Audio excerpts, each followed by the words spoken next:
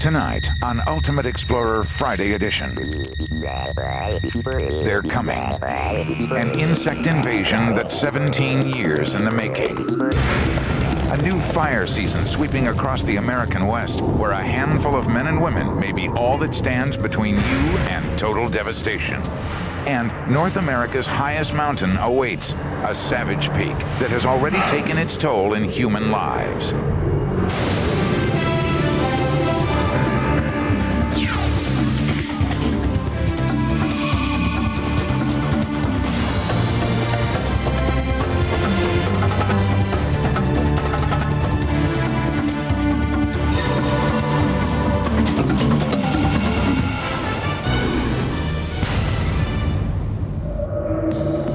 Welcome to Ultimate Explorer Friday Edition. I'm Lisa Ling. Right now I'm on assignment in Southern California, where you can see behind me fire season has begun. Now a little bit later on in the program, I'm going to take you to the front lines of firefighting, where you'll meet some amazing women who are willing to risk it all to fight wildfires.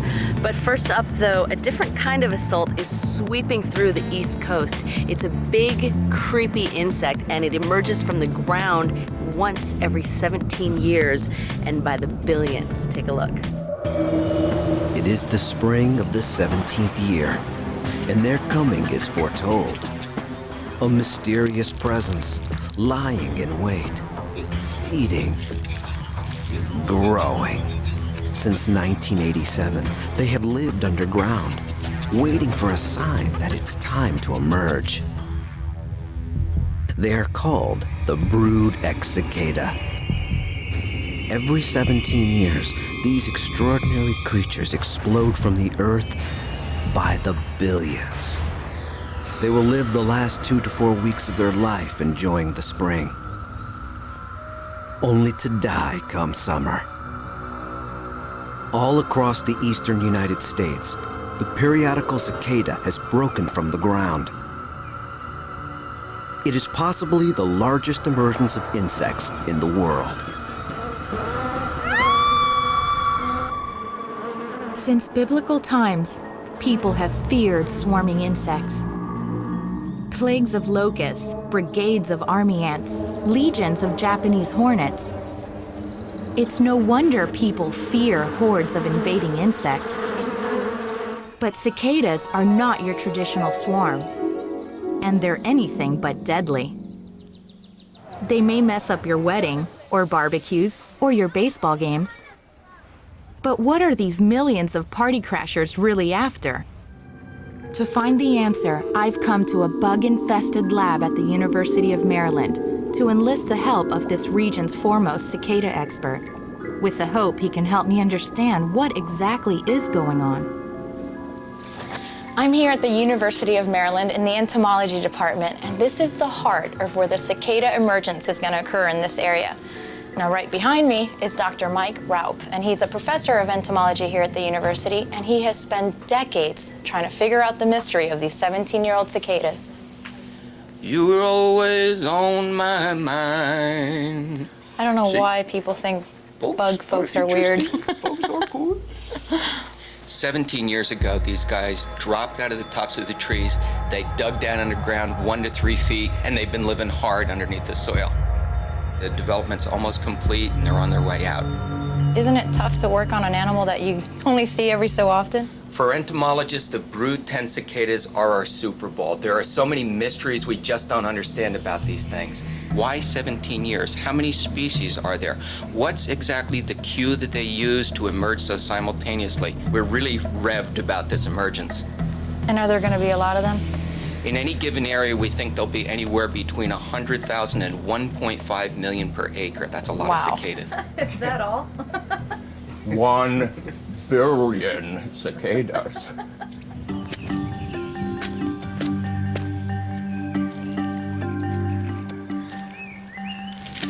Whoa. Oh, wow, look Look at this. Oh, that's so cool. Wow. Oh, that's so There they cool. are. There they are.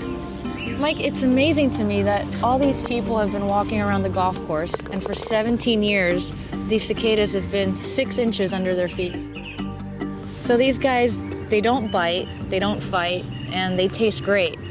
It doesn't seem like evolution was on their side. No, they've actually been called a foolhardy species because they are so defenseless. The only reason they survive at all is because they emerge in such numbers, anything that wants to eat them can, and there will still be plenty of cicadas left to fuel the next generation. So these are lovers, not fighters. I think they are lovers, not fighters. So how do they know when to come out and when are they ready? When the soil temperatures reach the middle 60s, it's probably warm enough that the adults can fly, mate, and do the adult business. They're up and out of those holes. When ground temperatures reach approximately 64 degrees, the adult cicada begins its fleeting journey through the world. After 17 years of waiting, at sunset, when the time is right, armies of cicadas burst from the earth. They climb to a nearby tree or bush and find a safe place to shed some skin. So why this magic number? Why 17 years? Nobody really knows for sure, but it allows the nymphs to become synchronized for the massive emergence that guarantees their success. The ability to overwhelm predators. Safety in numbers. Exactly, predator satiation.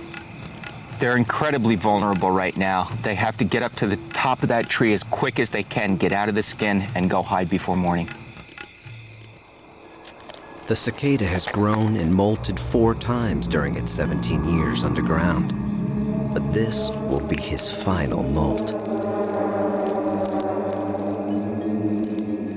As the cicada hardens, its true colors come forth. Its black body, vivid orange wings, and bright red eyes are fully visible after just a day or so.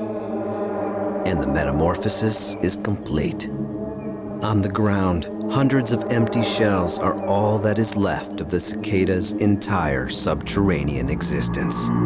Another generation of adult cicadas is set loose upon the world by the billions. Coming up, billions of cicadas are on the move, and their rallying cry is deafening. And Maria travels to the front lines for a taste of the action. But first, on assignment with correspondent Nick Baker. Well, we got lucky this morning. We've had bison and black bear. Nick's on a 5,000-mile road trip from the Canadian Yukon to Yellowstone National Park to study the wildlife of the Rocky Mountains. He makes a pit stop in the town of Dawson, Canada, home to the legendary Klondike Gold Rush. Dawson is also famous for a bar with a most unusual cocktail ingredient: human toes. You can drink it fast, you can drink it slow, but your lips must touch the toe. Bottoms up. Well, cheers, National Geographic. Thanks for this one.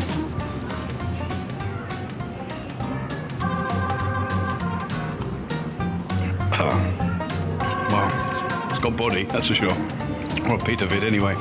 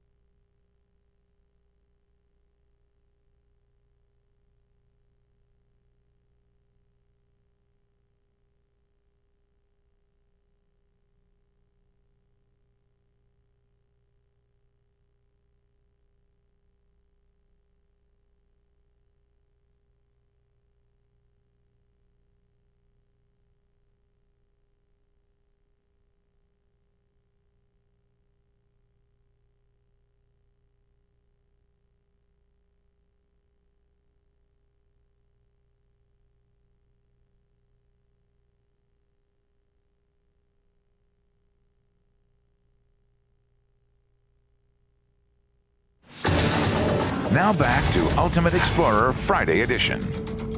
People are scared of bugs. I mean, they're creepy, they're crawly, don't know much about them, don't want them on you. These guys are causing mayhem. Everybody's broken out into a panic because these big black bugs with little beady eyes, red, look dangerous, and they're gonna come at you in the thousands, sometimes even the millions. Now, luckily, they're cicada maniacs, and they're preparing for just that occasion. The only thing standing between the cicadas and mass hysteria are the cicada maniacs. A team of undergrad and graduate students who have spent the past few months preparing for the 21st century's cicada debut. Okay, guys, it's happened. They're here, they're out, people are going nuts. We're gonna really have to press hard now. We gotta demystify it, we gotta decompress them, we gotta do extreme cicada psychoprophylaxis, so we gotta be ready to go. Rebel, what have you been up to? You've been with kids too. Yeah, I've been with the kids too. I went out last week and spoke to about 100 elementary school kids in the area and got them all excited that the cicadas are coming out. They're not gonna hurt anybody, and Who's usually more scared, the kids or the adults? surprisingly, the adults are actually more afraid of these cicadas than anything else. They're the ones that won't even hold them. Jenna, Cicadalicious is a bestseller. I have some emergence cookies. So they're an experiment. I'll try them out on you guys before I put them in the cookbook. But basically, they're just a chocolate chip cookie with a cicada on top, so it kind of looks like it's coming out of a pile of mud. This cookbook stuff has been just amazing. I kind of did it just on a whim. I thought it was going to be sort of a novel, fun thing, and so people are really into this idea of maybe eating some cicadas for a meal or two. Cool, I Googled this morning, I saw that Cicadalicious is now at the top of the Google list, so rock on, you did it. Congratulations. So is this like an Oreo where you save the middle for last so you eat around the cicada? When people ask what you have to tell them, they can't bite, they can't sting, they might bump into you when you're on your Harley at 60, be sure you got the goggles on. They're gonna blur the windshield a little bit with a goo. All these guys wanna do is get up, they wanna mate like crazy, have wicked sex, and then they're gonna die, it's all gonna be over. Wicked sex, cicada style, begins with a really loud song.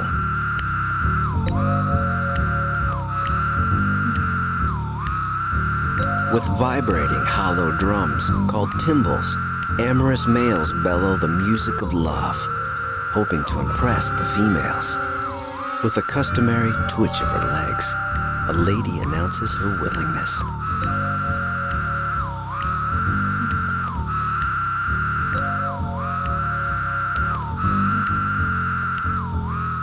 When they've finished the deed, the male leaves a plug in the female to ensure she will not mate again. Then he heads out to find another lover. Oh, look, here's the little male. He's gonna be singing any time. It's gonna be incredible. If you think about it, an alarm clock rings at around 70 decibels. A blender runs at about 80. A diesel bus, roughly 87 decibels. Cicadas are incredibly loud, as much as 90 decibels. So a million of these are just going to be deafening. It's gonna be incredible. Wow. It's gonna be sweet. To the females, this song is a turn-on. To everyone else, it's a dinner bell. Cicadas are tiny little nuggets of protein, packed with nutrients and waiting to be eaten. Even domestic dogs and cats can gorge themselves on the cicadas. Pet owners have to be careful not to let their pets eat too many. Oh, there he goes. There he goes. He's off. While Western society generally gags at the thought of eating bugs, many cultures all over the world regularly feast on insects. They're a valuable source of protein, and once you get past all the legs and eyes, some of them apparently taste pretty good. Jacques Tiziou doesn't look like your average predator, but this Frenchman living in Maryland was around the last time the cicadas emerged. 17 years ago, Jacques collected as many cicadas as he could and kept them in his freezer. He only has a few left. And I cook them in that kind of butter with garlic and parsley, which is my recipe for escargots. 17 years old, they don't taste, they taste like freezer. 17 years ago, I didn't catch enough. So I'm going to catch pounds and pounds and pounds of them. And soon I can grab a bunch of them and try some new recipes. The French aren't the only ones who enjoy fine cicada cuisine. Mike and the cicada maniacs don't want to miss the opportunity to get a taste of what they study. Literally. Now this is totally a guilt-free meal because it's part of the cicada evolutionary strategy to come out in such massive numbers that anything and everything, including us and the cicada maniacs, can eat them and won't affect their population. I've learned how these cicadas are born, how they grow up, and how they mate. Now it's time for me to find out how they taste. Can I have a taste of that? Are we sharing? Oh, yeah. Wow, that's good. You want to switch? It has a bit of a nutty flavor, although I could do without the wings and the legs getting stuck between my teeth. And they're actually good for you. These things are packed with nutrients. Carry on, I might take that last one of yours, actually. No, this is mine. I've been waiting 17 years. Is there more? The cicadas have also been waiting 17 years for this moment. But that's the future. Right now, this year's army is in full force. They will carve out shallow channels in stems and branches of small trees and shrubs to lay their eggs. In 6 to 8 weeks, when the eggs hatch, the next generation of cicadas will fall from the trees and wiggle their way into the earth.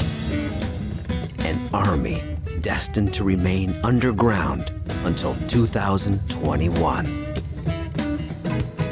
Cicadas are everywhere, and many find them to be really annoying. Mike's #1 objective is to get people to overlook the inconvenience for a minute and understand just how rare and amazing the 17-year cicadas are. This is something that comes along only 3 or 4, maybe 5 times max in somebody's lifetime. It would be an incredible waste to miss this. We just keep telling everyone, these aren't swarms to be feared. They're a biological work of art. Nowhere else can you witness an entire life cycle. Emergence, molting, mating, egg laying, and death. All in just 6 weeks. And only once every 17 years. So rather than go hide indoors, they should go out and search for these guys. Absolutely. It's time to find them and get the show on the road. While much of the East Coast is being overrun by 17-year cicadas, a much more serious threat is here in the American West. And when forest fires are ignited, a group of elite firefighters are ready to charge into the fray. And I recently got a chance to meet up with these American heroes, better known as smoke jumpers. Every summer, the nightmare returns. Wildfires sweep across the American West. In an average year, over 100,000 fires burn over 4 million acres of land. But this year, the destruction could be even greater. From California to the Rockies, the annual fire season has begun, and many American forests are dry as a tinderbox, ready to burn. There are specialized airplanes that will try to extinguish the fires and brave firefighters that will attack them on foot. But the front lines of a wildfire will be met by an elite corps of men and women prepared to throw themselves into the heat of battle. They're called smoke jumpers, and their perilous mission is to stop remote wildfires before they can blaze out of control.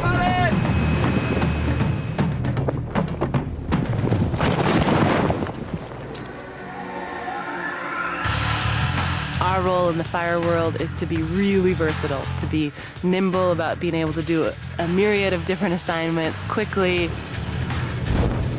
We have the best job in the world. Outside, sunshine, hiking to places where, no one, as far as anybody knows, has ever been there. That's why I like it. These firefighters are the few and the proud. There are only a few hundred smoke jumpers across America. It's a small, elite crew, and clearly, not everyone can cut it.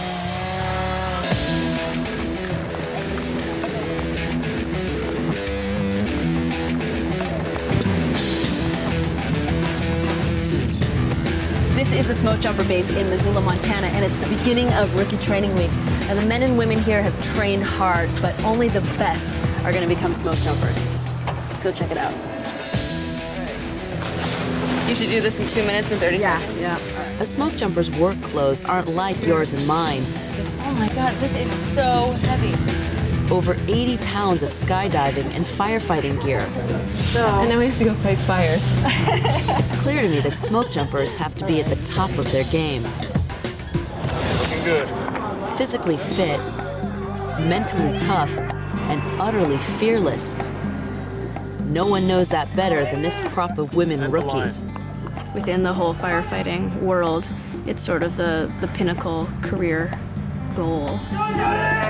Over the last 20 years, only 40 women have passed the test to become smoke jumpers, but this class hopes to beat the odds. There are 21 rookies out here trying to make the grade. I wanted to see for myself if I had what it takes. I found out pretty quick. All right, starts off with you have 7 pull-ups, 25 push-ups, and 45 sit-ups. And then you walk outside and you do a 1.5 mile run in under 11 minutes. And all this happens within the first half hour of showing up for rookie training. Lori is in top shape, and I hold my own in the sit-ups part of the drill. Okay. All right, well, let's go outside and do some push-ups. 13, 14. Get up there.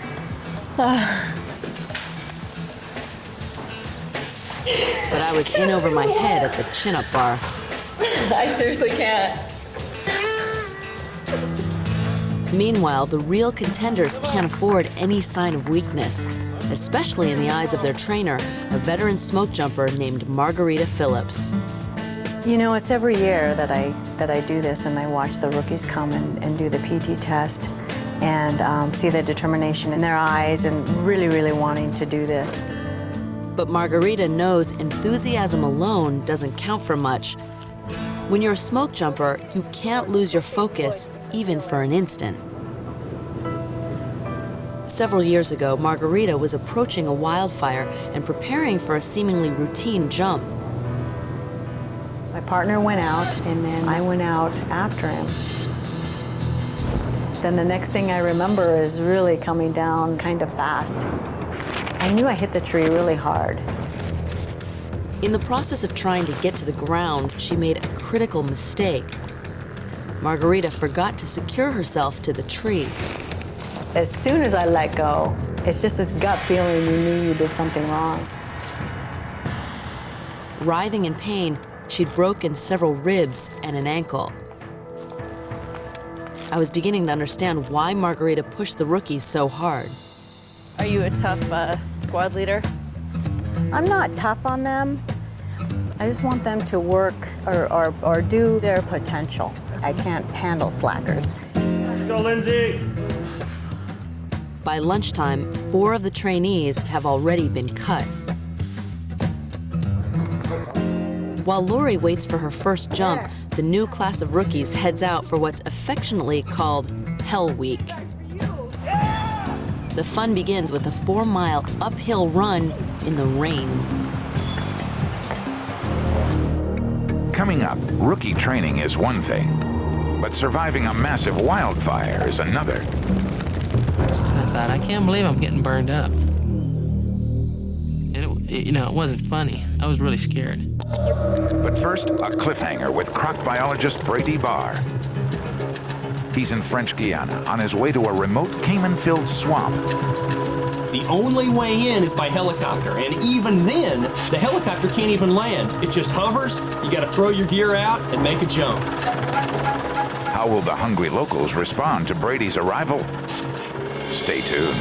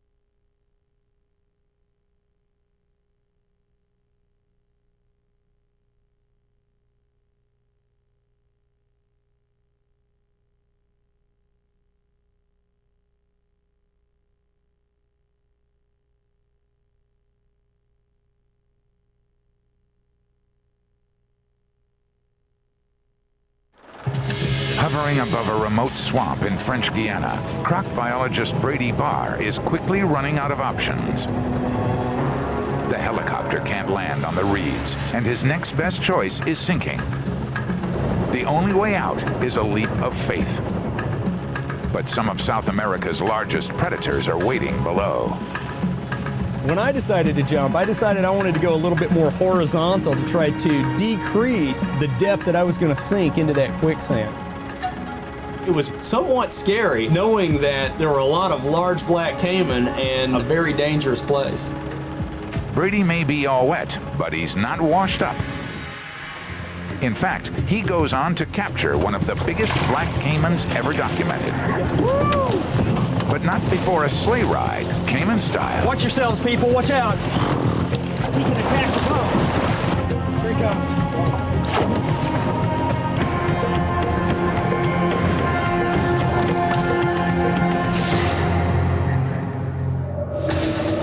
Now back to Ultimate Explorer Friday edition. A new fire season is sweeping across the American West. And in Montana, an elite squadron of smoke jumpers is looking for new recruits who have what it takes to jump out of an airplane and into the fire. The rookie's endurance is put to the test by a 4-mile backcountry run, followed immediately by a down-and-dirty session with a smoke jumper's best friend, an axe. Digging fire lines is one critical way to contain, control, and starve a fire. It's back-breaking work, but these firefighters know it could save your life. July 4th, 1994, a home video camera captures a small fire on Storm King Mountain in Colorado. 2 days later, the fire is 10 times bigger. Scores of firefighters are now on the scene, including 16 smoke jumpers. The firefighters are spread across a hillside, cutting fire line through brush that's bone dry. It seemed like a typical fire until a cold front arrived. When the 50-mile-an-hour winds roared in, the two groups of firefighters in greatest peril began pulling out. Photos snapped by a fleeing smoke jumper reveal a 200-foot-high wall of flame racing uphill. When we started running away from that fire, we didn't think we were gonna make it. I didn't. I thought for sure I was gonna get burned up, and I just couldn't believe it, you know? I was really worried about my family and my wife and my daughter. And I thought, I can't believe I'm getting burned up. It wasn't funny. I was really scared. While 8 firefighters ran straight up the hill to a safety zone, 13 other firefighters were moving up this line. Only one survived. Taken away like a little bird. I want to see some movement. These rookies have all heard the horror stories describing fire's deadly and overwhelming power. Now they're starting to learn what it takes to stand in the face of this deadly force. One of the rookies is a woman named Jody Stone. She's been a firefighter for 4 years, and now she wants to become a smoke jumper. Jody looks tired, but she looks like she knows how to pace herself again. That's where fire experience comes in. Some of them are probably wondering what they've gotten themselves into already. It's just the beginning. The line dig was a lot harder than I expected it to be. It was some pretty tough country. There were big rocks and ruts and digging line all night and all the next day. But there's no rest for the weary. Soon enough, it's time for the next trial. Humping an 85-pound pack over a 3-mile obstacle course in the forest. Sleep deprivation, I think, is what's getting us all. We're all just tired. But it's just like a fire. You ready? Oh, yeah. All right. It's a test designed to show if they have what it takes to haul their own gear on a real fire.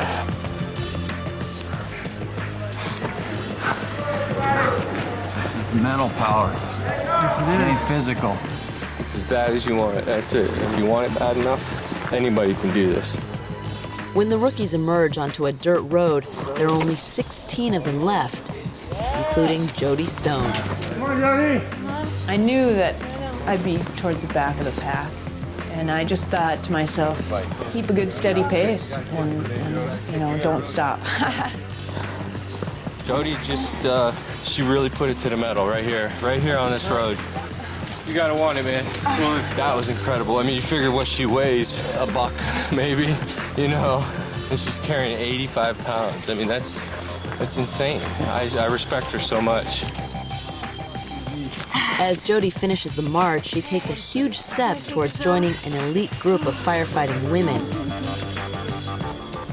and tearing down one more stereotype. The tradition was basically it was a job that only men could do, but that was a misconception. Women are just there, they're doing the job time and time again. Nobody looks at them anymore and expects them to prove themselves.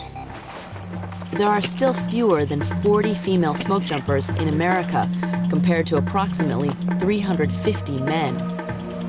But by the end of rookie training, Jody Stone has joined the ranks. I feel that women in smoke jumping make the job a lot more real, a lot less macho, and I see that as being a very good thing in fire. Everywhere around the fire. Of most days, it is not apparent to me that the main way I'm being defined is that I'm female, which is a huge relief. And certainly the dream is that someday it won't matter at all. And these amazing women are blazing a trail that anyone who dares to be a smoke jumper would be proud to follow.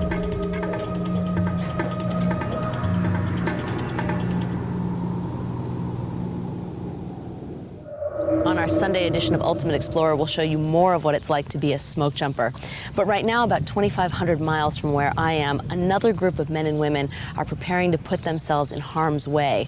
Climbing season has just begun on Mount McKinley, also known as Denali, and our Ultimate Explorer correspondent Michael Davey went to Alaska to climb the mountain, but also to meet up with rangers who are ready to risk their own lives to save climbers who have pushed the envelope just a little too far. Take a look. Denali is North America's highest peak. It's one of the most deadly to climb. It has extreme cold and unforgiving winds. Every year, hundreds flock to test their abilities. Starting this month, over 1,000 climbers will try to scale this awesome peak. And some will fail. And when they do, there is a small, highly skilled corps of rangers willing to risk their lives to save climbers from disaster. It's the ranger's story that drew me to climb Denali's icy walls. These heroic men and women are faced with climbers suffering with everything from crippling frostbite to altitude sickness to broken bones. But even with all of their incredible efforts, well over 90 people have been killed on Denali since it was first climbed.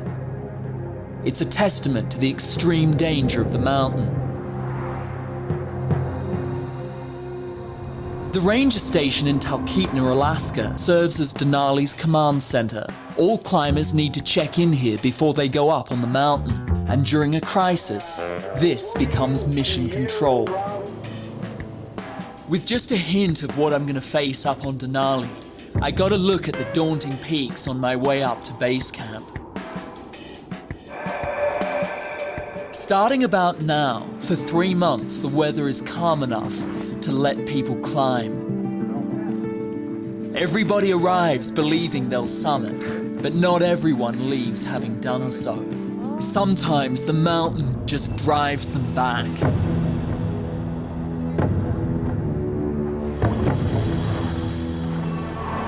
While my ascent is just starting, other climbers are high on the mountain, and the rangers need to jump into action. Canadian Steve Normanton is in trouble.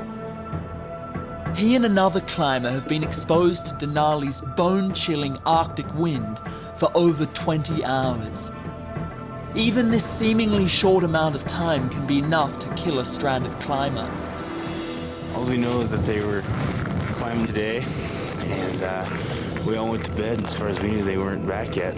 It's now after midnight. Temperatures are well below zero, The wind's blowing a gale. A team of rangers has to go out and try to save them. At 15,000 feet in the dead of night, there's no margin for error. But sometimes the rangers have no choice.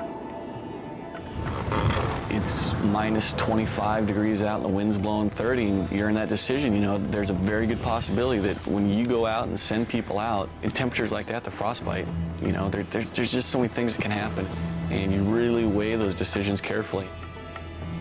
It's a difficult trek to the stranded climbers, but finally the rangers reach them. As day breaks, the rangers bring the climbers down to camp. One of them is okay, but the other has a bad case of frostbite. I mean, it's definitely a serious second degree, maybe worse. How long does it take to heal? It depends on how bad it is. If it's second degree, usually like 6 to 8 weeks. Your We're out of here. Your climbing trip's over. Pretty much. The project over, 8 months of training and quitting my job, spending way too much money on this. The mountain has shown no mercy for Steve. I have to wonder if the same fate awaits me. Coming up next, Michael and his team start the grueling trek to Denali's summit, and high peak rescues can be the most dangerous of all. But first, an Ultimate Explorer quiz. Jumping off mountaintops, a base jumper can reach speeds of over 100 miles per hour. What speed can an 8-pound peregrine falcon reach in a free fall? 100 miles per hour, 180 miles per hour, or 260 miles per hour? The answer when we return.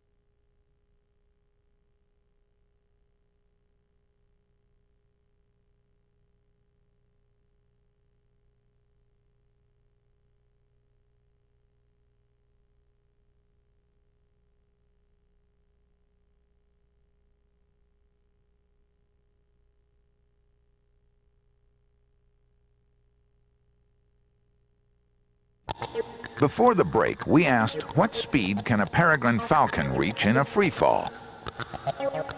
100 miles per hour, 180 miles per hour, or 260 miles per hour? The answer is 180 miles per hour. Peregrine falcons are one of the fastest animals in the world. They've been clocked at over 180 miles per hour when free-falling to catch prey. Reaching terminal velocity at 125 miles per hour, this skydiver is clearly no match for the peregrine.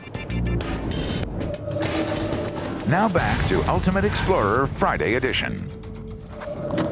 It's my first days on Denali. Each of us has to pull over 50 pounds of food and gear to a camp at 14,000 feet. From the very start, our climb is brutally tough. Nice job, you guys. First hill. We got 15 more days, and it's all uphill. And this is day one, and I'm struggling already. My journey is just beginning. High on the mountain, 3 lives hang in the balance. After 18 hours of climbing, a team of 2 Czechs and a Colombian are stranded at 19,000 feet. The Colombian climber, Camilo Lopez, has severe frostbite and altitude sickness. At 2 in the morning, Ranger Headquarters is alerted to trouble on the mountain. When I got the call, there was a party of 3. They'd been 19 plus hours and they needed a rescue. They've been out for 22 hours. They're above the Mesner. They're about 100 feet from where it rolls over onto the flats. Oh, so they're way up there. You know, these guys are on just, you know, a little teeny ledge the size of a pool table, perhaps, and, you know, it's all icy and rocky. There's only one way to get the stricken climbers off the mountain, and that's by helicopter. But these climbers are at 19,000 feet. This is about as high as the chopper can go.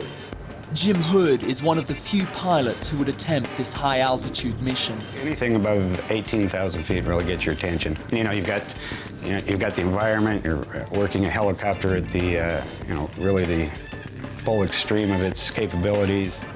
The best way to rescue the climbers is to get them one at a time. 3 trips to 19 is a career, I would think. And it can be a career ender.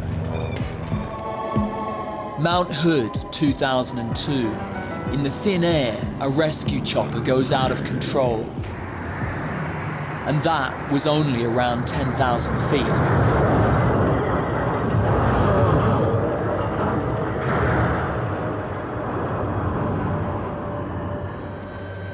For this rescue, Jim will have to go almost twice as high. The thin air offers the rotors almost nothing to grab onto, and unpredictable crosswinds can slam you against the mountain. You really have to have respect for the mountains. I mean, they're certainly the boss up there. I mean, they'll let you go places one time and then same place next time, just no way.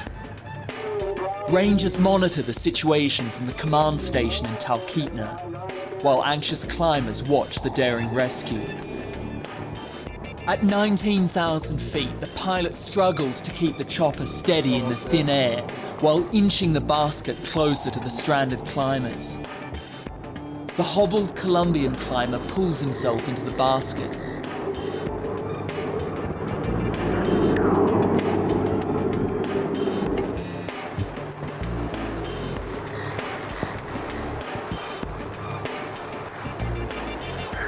Woke up, like totally all my senses woke up, my ears hurt, then I start feeling the pain on my feet and on my hands, and then I start seeing all these people running around, and I said, well, I'm alive, I'm here, I'm alive, you know, I made it. Coming up next, Denali may be more than correspondent Michael Davey can handle. I've bitten off more than I can chew. This mountain is too big. And 2 climbers are still stranded at 19,000 feet. Can the chopper rescue them in time? On June 7th, dive into an adventure over 12,000 feet below. Dare to explore the legendary Titanic with the man who found her first. What remains and what is lost forever. Be there live and return to Titanic. June 7th. Check your local listings only on the National Geographic Channel.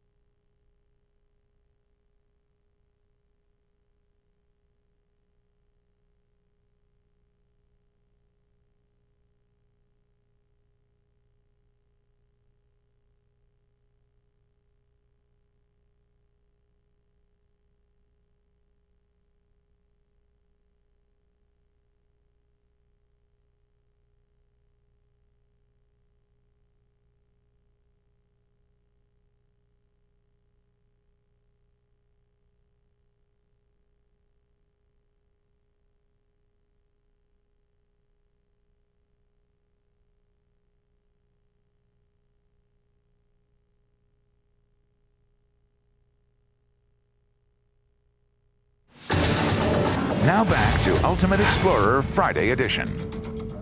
On Denali, America's highest peak, even basic necessities are difficult. This is my pee bottle. Well, this was my pee bottle last night, and it's about to become my drinking bottle today during the climb. Empty it out, bit of a swirl with hot water, and Bob's your uncle. She's as good as new.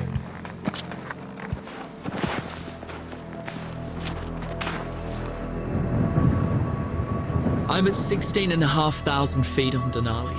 I'm tired. I can't breathe properly up here. I can't eat properly. Psychologically, I'm becoming worn down the longer I stay up here.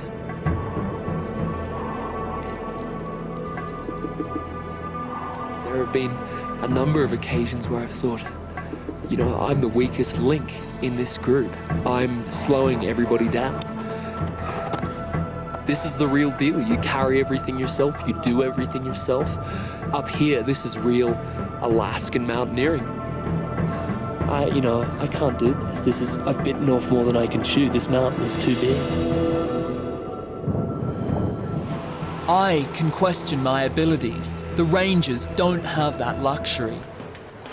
2 climbers are still stranded at over 19,000 feet. This is about as high as the rescue chopper can go.